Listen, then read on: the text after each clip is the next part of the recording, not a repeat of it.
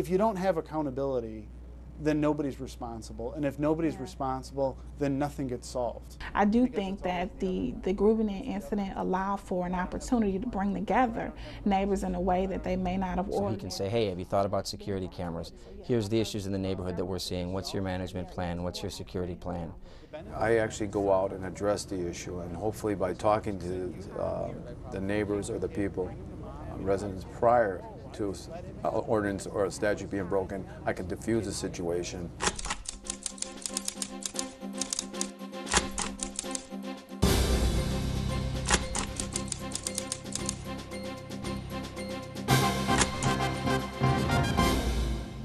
Our system of codes and ordinances, coupled with law enforcement, the Common Council, and the courts, provides an intricate web of structures that help preserve and protect the integrity of public life here in Milwaukee.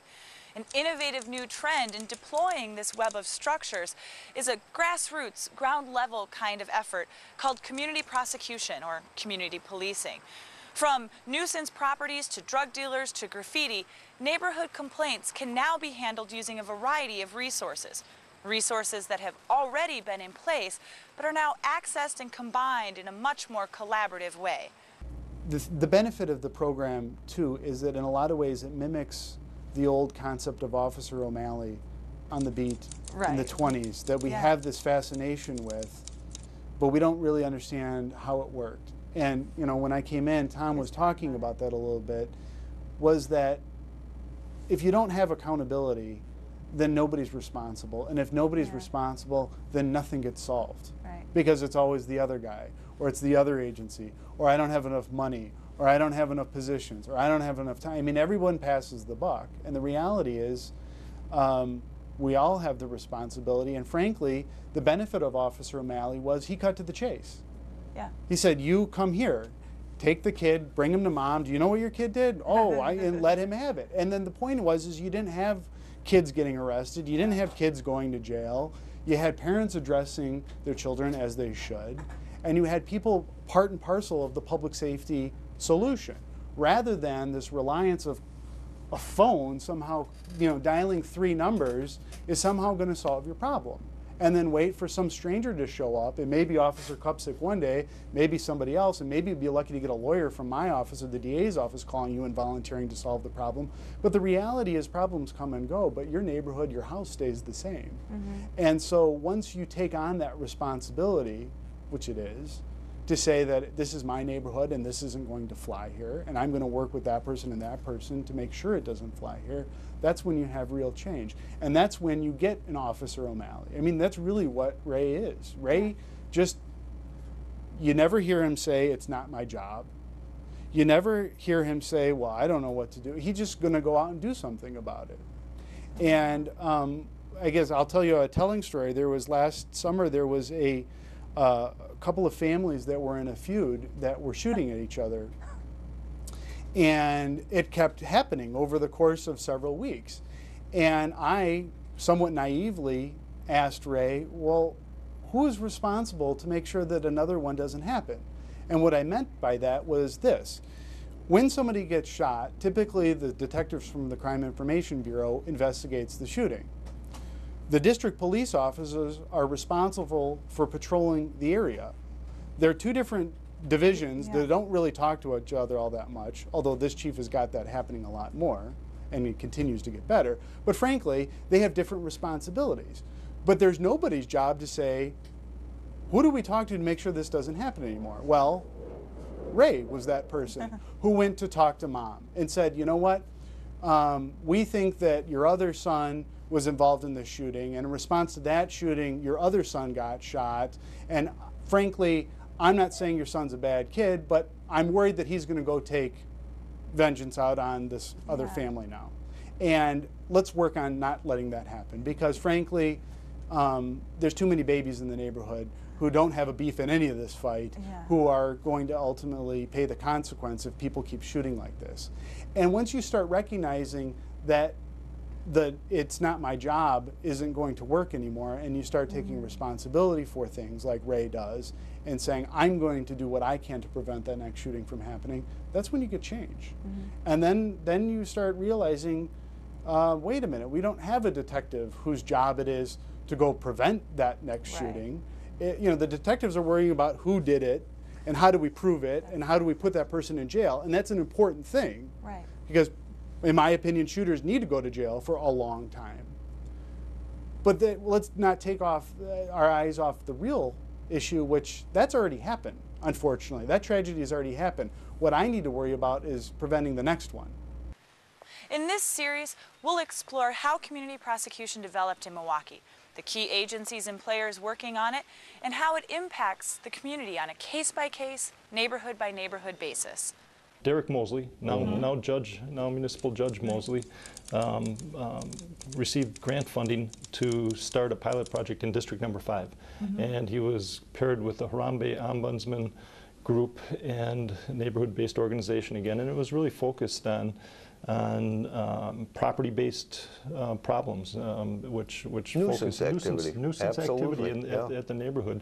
And what they quickly found is that having a assistant district attorney who had a background in criminal prosecutions was invaluable, but a lot of the work he did was actually municipal based. It was working with landlords. It was dealing, just as Bob says, working with the aldermen to address neighborhood based concerns, garbage, graffiti, noise complaints, drug houses, all of those things, many of which weren't the primary jurisdiction of sort of the criminal system, deeply intersected, but was really intended to be addressed at the city level. So that's when we decided to expand it and bring in the city attorney's office. We expanded it to the south side. Jeff Altenberg received some additional funding, and that's when we, by about 2002, we had a person in District Number 5, we had a person in District Number 6 with Alderman Donovan.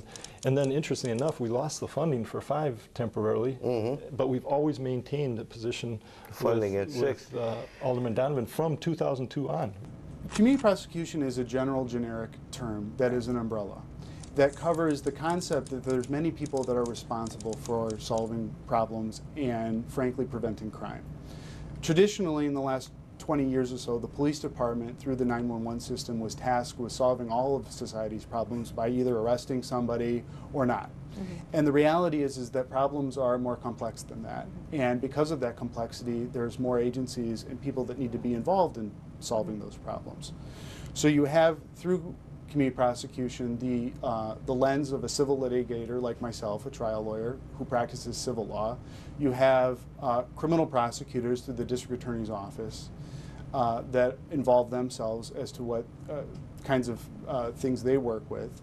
You have the Department of Neighborhood Services building inspectors working with us, health department inspectors, the police department, the Department on Aging, various state regulatory agencies. The list is really endless, as it should be, because problems are complex. They're often not very simple. And so the concept of community prosecution is to have a multi-agency response to a specific problem so that the problem gets resolved successfully. The greatest deterrent to good police work is 911, to be honest with you. I like the neighborhood approach, the cop on the beat, maintaining order, and I think that brings this individual, the prosecutor, from the courthouse out on your block, out in your neighborhood. That makes a world of difference. And also, I might mention this, what I have found over the years with the Community Prosecution Program, the connection between this prosecutor and the officers is invaluable. They then begin to know what has to be included in a report to get this prosecuted, to get, how, and they will often contact officers, talk one-on-one with the community prosecutor right at the district. Hey, I've got a situation here. What might you suggest? That connection, I think, is invaluable. We have a lot of different hats. Basically, my job is to interact with all of the community groups in the district, all the block watch groups, and actually just to be someone that the citizens can contact when they have a concern but don't really need a squad. So if someone had like a loud music concern or an interest in it and they didn't want to have a squad there at their home, they could call me the next day and I would address the issue and tell them and give them advice on what they could do. In this episode, we'll explore how one licensed tavern owner, one frustrated set of neighbors, and a team of community prosecutors, council members, and community liaison officers were able to problem solve together. One important element in community prosecution is the community liaison officer. Ray Robakowski, a veteran of the Milwaukee Police Department, was the CLO who helped with the Groovin' Inn licensing case. The Groovin' Inn has been in this district for a good number of years and had a husband and wife ownership. It was your basic City of Milwaukee local corner pub. One of the parties passed away and a new manager took over and the format was changed. So when that happened, we had more of a parking issue, noise pollution at night, and late night, closing hours 2 a.m., 2:30 a.m., drugs, shots being fired, batteries, and just a huge spike in calls for police service and manpower. I've been working with Adam now for a couple of years, and what our basic first approach is to get the licensee called in, and speak with them. And let them know that we're aware of what's going on and see if there's a way we can correct it. Right. In this case, we did call them in and there was a lot of promises made and not followed through by the manager of the premise. Adam Stevens was the prosecutor who handled the case. With the Groovin' Inn, there had been various complaints from a lot of the neighbors of this particular bar, and those complaints were made well known to the local alderman's office as well as the police district commander. Mm-hmm. And as is our regular course, we sit down with the property owner and the business owner in this case to see if we can't work out some solutions to the problems and the concerns that the neighbors had. Because of my role in ultimately prosecuting, if you will, a license revocation case, I have an idea of the kind of information and the evidence that I need in order to build my case. My involvement early in the case, working with the police, allows me to gather the evidence that I would ultimately need if I need to have it. Right. Most of the time I do not need that evidence because most of the times people work with us and they're eager to work with us, whether they're business owners or property owners. But when that particular case came in, I was directly involved in meeting with the licensees and some of the neighbors, as was the alderwoman and the district commander here at the police station and his community liaison officer. In this case, the neighbors raised a lot of concern, and it was a very strong neighborhood. Mm-hmm. The next step is we approached them in a different fashion where we would do a more stepped up patrol of tavern checks. And at this location, there was a series of citations issued. Some of them were quite high in monetary amount, and still we had issues. Mm-hmm. Then the neighbors' outcry to us was they wanted the license revocated, meaning they want the license taken away completely from the location. We sat down with the owner, the actual physical owner and licensee, mm-hmm. and explained to her, you know, what was going to happen mm-hmm. if this didn't change. Mm-hmm. And once again, I take into effect she was an elderly, more of an mm-hmm. elderly person, and what was happening was kind of out of the control now of her and more in the control of this manager. What had happened is you can have a licensed premise with a licensee and then a manager, yes. and someone running it for you. In this case, we found other the person that was supposedly the manager did not have a manager's license. So that led to another whole ball game. So we had to go into that, and he was issued tickets for that also. And what we do is we made sure, once again, when I'm dealing with ordinance violations, my probable cause isn't as high as if I'm dealing with a statute right. violation. So there was a series of questions, and pretty much these questions were directed to him in a way that when he answered them, he pretty much told us, I don't have a license. I applied for it. Well, being applied for and actually having one are two different things in the city. Right. So then things just continued to snowball until the next meeting.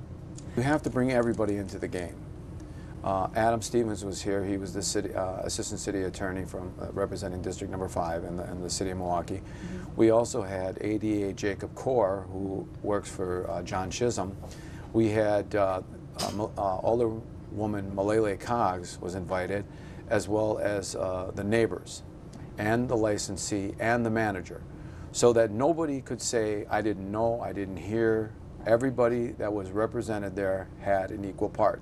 And we let the neighbors speak, not the police department, the neighbors. Right. And we addressed all of the concerns. Of course, we were again promised this, this, and this, and the neighbors were promised, and it didn't come to the way it should have happened. The next course of action was the actual setting up a date for a revocation hearing. And I have learned from the past that I need the cooperation of the neighbors. So we flyered the area, letting all the neighbors know of another meeting, and had them come in and said, okay, this is what you're calling for. Now we're going to tell you what you need to do. And I pretty much laid out that to them that I cannot accept a petition. They will not accept that. It's hearsay. I said, I cannot speak on your behalf. I can speak on behalf of the Milwaukee Police Department. That means I can read a report and speak on that report. I can tell them about the CAD calls, or the calls for police service, but I cannot speak on what happened to you at 2:30 in the morning. Right. If you want this to go through, you must show up. And they did. They live there. They are the witnesses to what happens here. So it is not a quick, it's not a pass the buck type situation. I can't take over their life. They need to continue living and continue documenting what's going on at the bar. And from start to finish, I think it was a process that lasted over 6 months, if I remember correctly. But I think folks need to recognize that problems like this, chronic, ongoing, repetitive problems, take a while to happen, and they take a while to solve, frankly. And it is a misnomer to think that the police department can find out about a problem and go arrest somebody and the problem is solved. The arrest usually will take care of the short-term aspect of that problem, but it doesn't solve the ongoing issue behind why the arrest occurred. And so there is a commitment that we ask of citizens. I certainly don't ask them to sign a contract by any means, but to understand that they need to continue to work with us throughout the process. In the case of the Greenwood Inn, and most of our successful cases, we have them coming to court or the licensing hearing to testify. It's not necessary, but it sure is helpful. And I think that is what separates the successful cases from the not so successful cases. Right now, Alderwoman Malele Coggs, in her district, I believe it's District Number 6, will not allow any licensed premises to open or to receive a license or to renew a license without meeting with me first. And basically what I do is I meet with the licensee or the applicant or the license holder, and I meet them at their establishment. I point out issues of safety, whether it's more lighting or cameras, how to get their patrons away from an establishment and quietly at the end of closing to respect the neighborhood. We talk about dress codes, even though we can't enforce, but tell them ideals or what maybe they should look for, how to safely screen patrons. And I then type it out, a complete letter, send it to the prospective licensee, and forward a copy to the Alderwoman, and I keep a copy. Now, if you get your license and something happens, you cannot fall back and say, I didn't know, because 3 people have letters.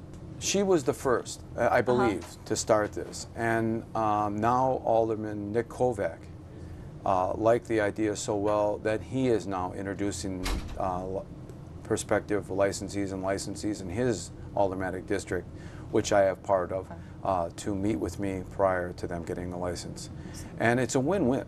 It's a win-win for the alderman, it's a win-win for the police, and it's a win-win for the prospective licensee. Unfortunately, for the licensing process, the application is so slim so far as what they have to contribute. But I am a supporter of small businesses, and I recognize that these licensed places are small businesses. They employ several people. So if there are ways that we can help them to have success and to not be a nuisance or a problem in the neighborhoods, then we should. So what I generally do is when a new applicant comes about, ask to meet with them prior to them coming before the licensing committee. One, so that they can have a relationship with me, so that as problems occur, if they are granted this license, they feel comfortable in reaching out for assistance. But two, to steer them towards resources that will help them to have the greatest potential and possibility for success and to integrate well into a neighborhood. One of the things that I asked them to do is to meet with the community police liaison officer. And the officer generally has a lot of suggestions, generally security-based or crowd control-based, and that whole kind of thing. And for people who have not previously had a license or run an establishment like that, they may not have thought about, oh, I need to put the camera here, or maybe I should let people out 15 minutes ahead of time, or maybe I should break up situations like this, or that whole kind of thing, or have a dress code, or have an age limit, and that whole kind of thing. But those were suggestions brought to them by the liaison officer, who has a familiarity with problems that occur at institutions like this. So on the prevention side, being aware of things you can do that might help alleviate some of those issues ahead of time has always been helpful, and I've had business owners come back and let me know that they are grateful for that assistance.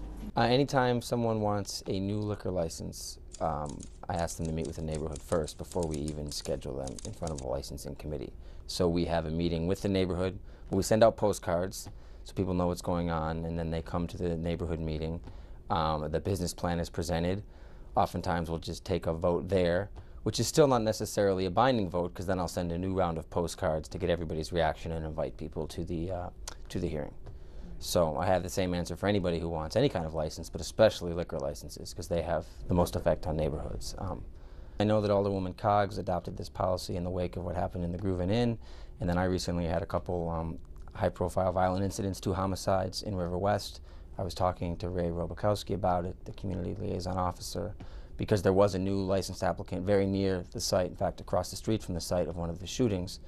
And Ray told me, why don't you, every time you have a new license, make them come and have a sit-down meeting with me, just the 2 of them actually, so he can say, hey, have you thought about security cameras? Here's the issues in the neighborhood that we're seeing. What's your management plan? What's your security plan?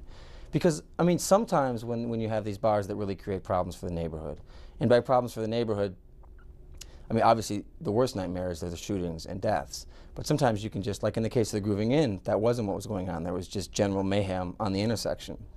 And word got out that this was the place to hang out, not just in the bar, but outside the bar. And so anyone who lived near there couldn't get any sleep and even felt threatened by the kind of behavior that was going on outside the bar.